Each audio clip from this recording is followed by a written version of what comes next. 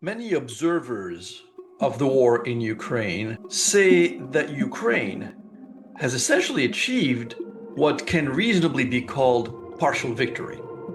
Certainly against expectations, it stopped Russia's advance, retained control of most of its territory, strengthened its national identity, and of course, deepened its ties with the West. But a total victory, retaking all occupied territory since 2014, is in military terms out of reach.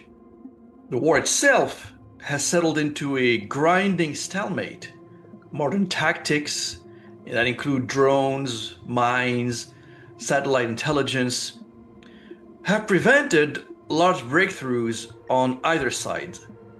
What remains is a war of attrition where neither Russia nor Ukraine can decisively win.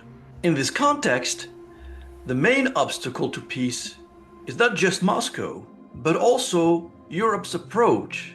European leaders continue to demand conditions like an unconditional ceasefire, strong security guarantees, and the possibility of NATO membership that clearly Russia is unlikely to accept.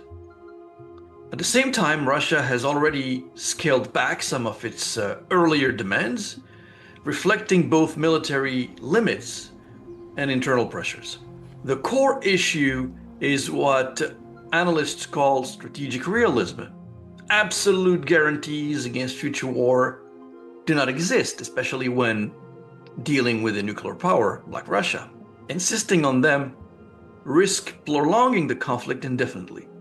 A durable peace would require compromise on both sides, Russia abandoning some territorial claims, and Ukraine and its European allies dropping ambitions such as NATO expansion or Western troop deployments. Without such compromise, even a ceasefire would remain fragile, more like the long instability seen in Kashmir, for example, than the frozen stability of Korea. That will leave Ukraine insecure, hinder its reconstruction, risk dragging Europe into a prolonged state of militarization and dependence on the United States. Ultimately, though, peace depends on balancing deterrence with incentives, giving each side enough to stop fighting while making renewed war less attractive.